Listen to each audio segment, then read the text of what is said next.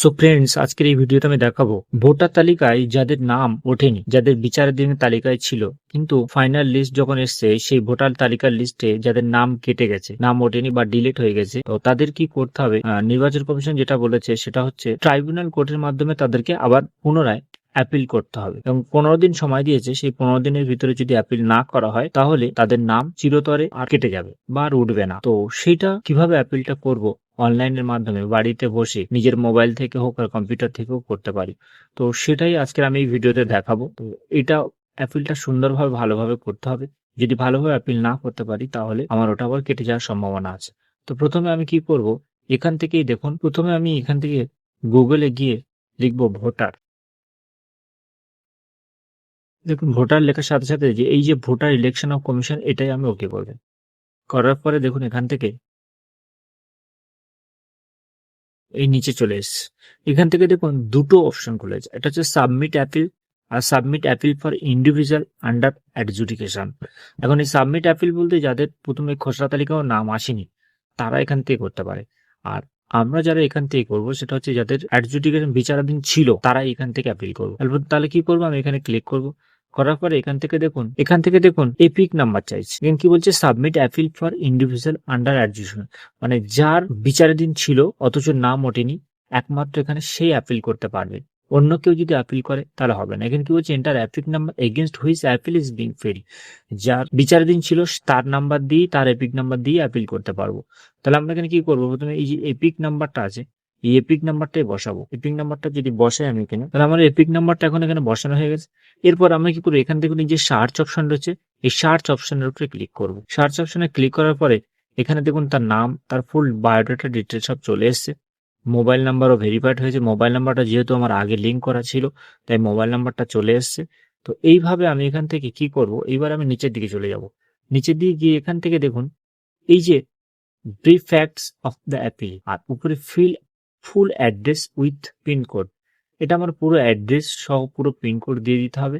আর বাকি যেগুলো fill up করা আছে এখানে এন্টার ফুল নেম, এখানে আমার নাম দিতে হবে। নাম দেওয়ার পর এখানে এপিক নাম অলরেডি এখানে আছে, আর এখানে ফুল অ্যাড্রেসটা দিয়ে দেবো। দেওয়ার পর এখানে দেখুন brief facts of the appeal, 1000 ওয়ার্ডের ভিতরে এই অ্যাপিলটা সুন্দরভাবে ইংরেজিতে লিখতে হবে। অ্যাপিলটা যদি আমরা সুন্দরভাবে না লিখতে পারি তাহলে কিন্তু আমার ট্রাইব্যুনাল কোর্টে যে অ্যাপিলটা আমি করবো সেটা বাতিল হয়ে যেতে পারে এবং ভোটার তালিকা থেকে পুরোপুরি নাম কেটেও যেতে পারে। তো তাই সেই জন্যই এই যে অ্যাপিলটা আছে এই অ্যাপিলটাকে আমি খুব সুন্দরভাবে গুছিয়ে লিখবো। আমার পার্ট নাম্বার, অ্যাকাউন্ট, আমার ভোটার আইডি কার্ডের নম্বর সুন্দরভাবে সবকটা লিখবো। তাহলে আমি এখানে একটা লিখে দিচ্ছি। এখন দেখুন আমি এখানে একটা লিখেছি, এটা I am writing to formally appeal against the removal of my name from the supplementary voter list 2026। আমি এটা লিখছি আমার যে রিমুভ করা হয়েছে সাপ্লিমেন্টারি 2026-এর লিস্ট থেকে, তারই পরিবর্তে এই লেটারটা আমি লিখছি। I hold a voter card ID number, এখানে ভোটার কার্ডের নাম্বারটা দিয়ে দেবো, এসি নম্বর অর্থাৎ বিধানসভার নাম্বারটা দিয়ে দেবো, পার্ট নম্বরটাও এখানে দিয়ে দেবো, সিরিয়াল নাম্বার যেটা তোমার 2025-এ যে সিরিয়াল নাম্বারটা ছিল সেই সিরিয়াল নাম্বারটা এখানে দিয়ে দেবো। Based on the draft electoral roll published in 16/12/25.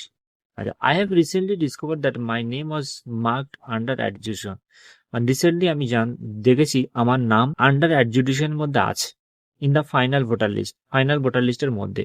Following this my documents are suppose to be verified by the judicial committee for the supplementary list. আমার সমস্ত ডকুমেন্টস জুডিশিয়াল যারা বিচারে ছিল তারা সব এটাকে ভেরিফাই করেছে। My name has been deleted from supplementary. হঠাৎ করে আমি সারপ্রাইজ হয়ে গেলাম যখন আমার নাম সাপ্লিমেন্টারি লিস্ট থেকে কেটে গেল উইদাউট এনি ভ্যালিড রিজন, কোনো কারণ দেখানো ছাড়াই। Even I have been permanent resident and voters since এত সাল থেকে, মানে যদিও আমি এই এলাকার স্থায়ী একজন বাসিন্দা এবং কত সাল থেকে ভোটার নাম আছে, কত ভোট দিচ্ছে আমরা সেই সালটা এখানে লিখে দেবেন। এরপর এখানে বলছে রিলিফ অফ সর্ট, এই ক্যারেক্টারটা এখানে লিখতে হবে, অ্যাপিলটা করতে হবে। তাহলে আমি এখানে একটা লিখেছি, তো এটা আমি লিখেছি। এখানে আই নামটা দিয়ে দেবেন, যার নাম হবে তার নাম দিয়ে দেবেন।